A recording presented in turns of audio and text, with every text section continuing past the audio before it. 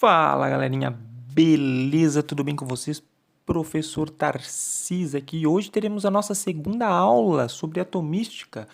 Continuaremos falando sobre o nosso amigo átomo.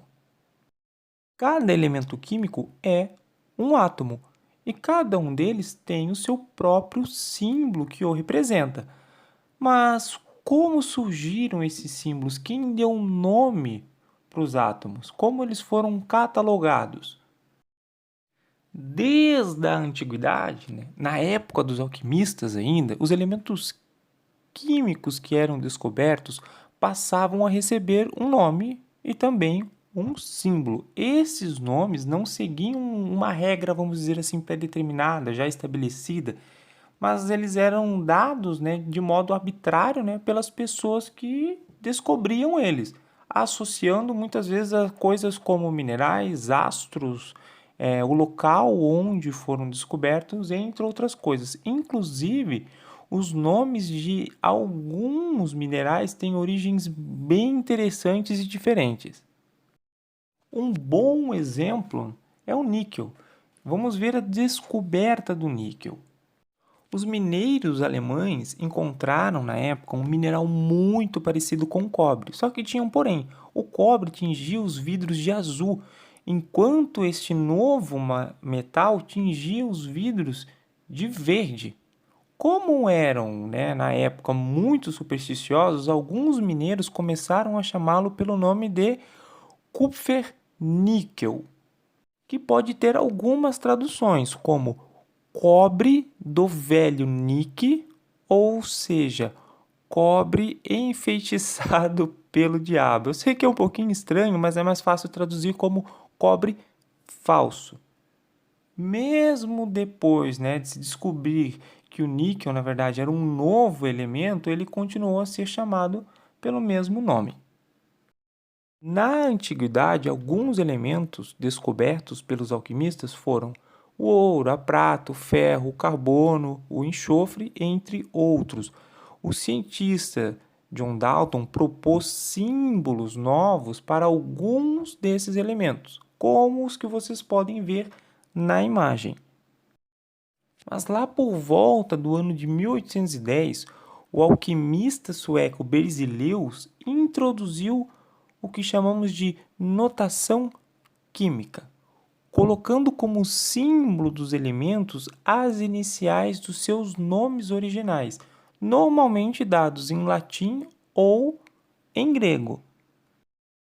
Hoje em dia, esses símbolos internacionais dos elementos são dados dessa forma, sendo que as letras sempre são de forma. A primeira letra será maiúscula e a segunda e a terceira, se tiver, são sempre minúsculas. É por isso que muitas vezes o símbolo do elemento químico, do átomo, né, não tem correspondência com as suas iniciais em português.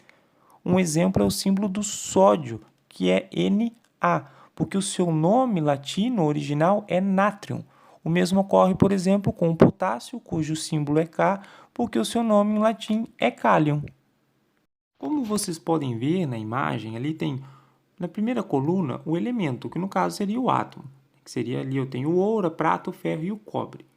Logo em seguida, na segunda coluna, tem o seu símbolo alquímico, o símbolo que eles usavam ainda na época da alquimia. Depois vem as propostas de Dalton e de Berzelius.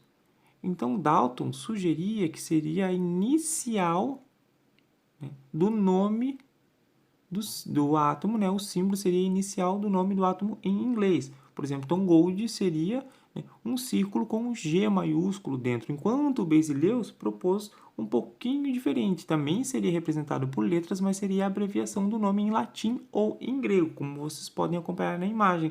Ali onde aurum, né, ficou a U para ouro, argentum ficou AG para prata, ferrum ficou Fe para o ferro e cuprum, né, que ficou Cu para o cobre.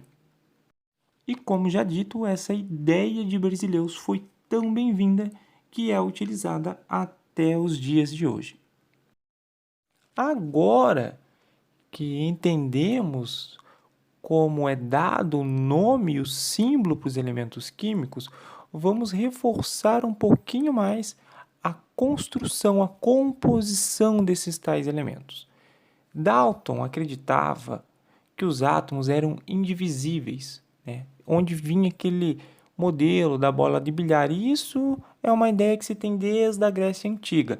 Mas hoje sabemos que os átomos são compostos de certas partículas, que são chamadas de partículas subatômicas. Para a química, as principais partículas subatômicas são três, que são os elétrons, os nêutrons e os prótons. É válido lembrar que não importa qual o elemento, as mesmas partículas subatômicas compõem o átomo. O que varia é o número de tais partículas em cada elemento, ou seja, todos os átomos serão formados por elétrons, nêutrons e prótons. Tá ok? O que vai mudar é a quantidade de cada uma dessas partículas que o átomo vai ter. Os prótons e os nêutrons se localizam no núcleo do átomo, lá no centro. Já os elétrons estão fora do núcleo, orbitando ao redor naquilo que chamamos de eletroesfera. Cada partícula subatômica possui uma carga elétrica associada a ela, ou seja, a matéria pode estar carregada eletricamente com carga positiva ou negativa. Os elétrons possuem carga negativa, enquanto os prótons possuem carga positiva. Já os nêutrons têm sua carga neutra ou nula. Mas, considerando a carga total de um átomo, pode-se dizer que, em geral, ele é neutro, não possui carga. Mas como assim? Um número igual de prótons e elétrons resulta num número igual de cargas positivas e negativas. Portanto, eles se cancelam, se anulam, a menos, é claro, que esteja na forma de íons, né? Os íons, eles são dados quando dentro de um átomo ele possui ou mais prótons ou mais elétrons, tá ok? Quando ele possui mais elétrons, ele fica carregado negativamente. Quando ele possui mais prótons, ele fica carregado positivamente. Assim, quando um átomo, vira um íon e ele está carregado negativamente, ele é chamado de ânion. Já quando ele tem mais prótons do que elétrons e ele fica carregado positivamente, ele é chamado de cátion. Bom, galerinha, essa foi a aula de hoje. Espero que vocês tenham gostado e principalmente entendido. Como dever de casa, eu quero que vocês me mandem o símbolo dos seguintes elementos: mercúrio, cobalto, estanho e enxofre. É isso, um abraço e bons estudos.